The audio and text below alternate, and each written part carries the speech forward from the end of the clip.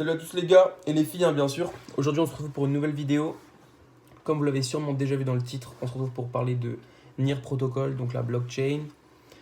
Juste avant ça, j'en profite pour vous dire que cette vidéo n'est absolument pas un conseil en investissement ni un conseil financier. N'oubliez pas de faire vos propres recherches avant d'investir, c'est extrêmement important.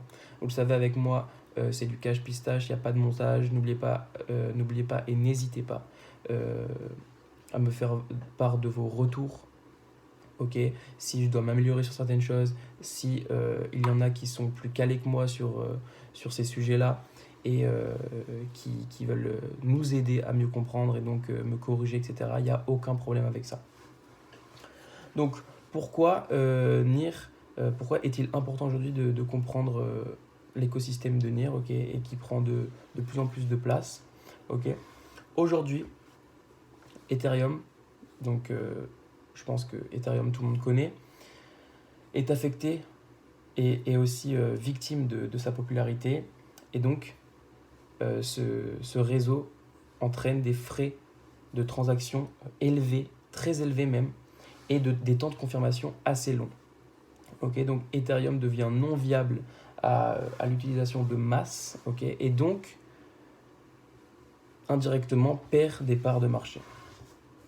Et c'est là où NIR Protocol va solutionner certains de ces problèmes qu'Ethereum, pour l'instant, n'arrive pas à lui-même solutionner. Donc NIR Protocol, c'est une technologie de sharding, c'est un layer 1. Okay, il est à la base non EVM compatible. Okay, non EVM, ça veut dire quoi? Donc Ethereum Virtual Machine. Et donc, ça veut dire que ce n'est pas compatible avec le réseau Ethereum à la base. Je dis bien à la base parce qu'il y a des alternatives comme Aurora qui vont être développées sur, et qui est déjà développé sur NIR, avec notamment le Rainbow Bridge, okay, qui va pouvoir permettre l'interaction entre la blockchain NIR et Ethereum. Ensuite, on a l'équipe.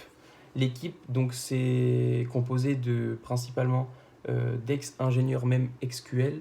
Ok, SQL, hein, j'ai bien dit SQL. Donc, c'est dans le stockage de données en mémoire, système de gestion de bases de données.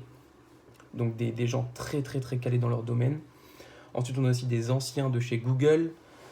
On a le fondateur, ou plutôt un des fondateurs, Eric Trautmann, qui est aussi notamment le créateur de l'école de code, donc Viking Code School. Cette blockchain, elle répond à un consensus de proof of stake, okay, donc preuve d'enjeu en français. La blockchain est également certifiée neutre pour l'environnement, ce qui est très important aujourd'hui, notamment au niveau de son émission en carbone.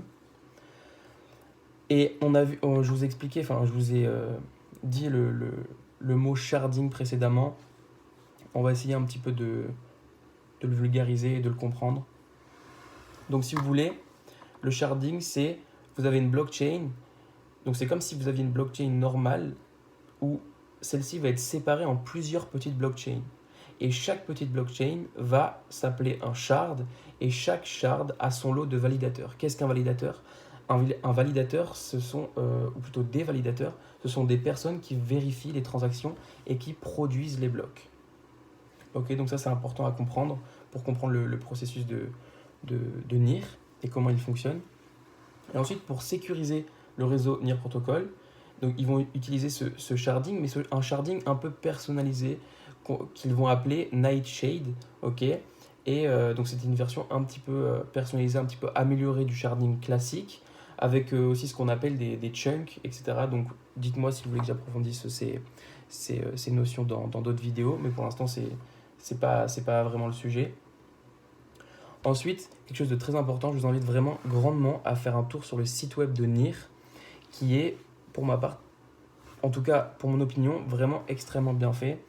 Il y a des cours sur notamment NIR University. Il y a des cours pour apprendre à développer des smart contracts, pour carrément aussi donner des cours et devenir instructeur sur la blockchain de NIR Protocol, de débutant à expert. Vous allez pouvoir aussi être à la clé de ces cours, avoir des certifications, etc. Donc c'est vraiment important et c'est vraiment cool à savoir.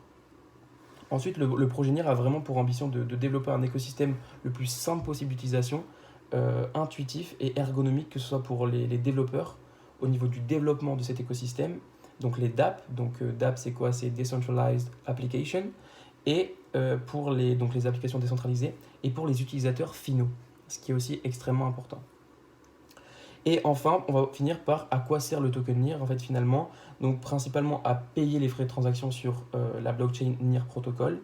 Et aussi c'est un jeton de gouvernance qui permet le droit de vote pour participer aux décisions de cet écosystème. Voilà, bisous.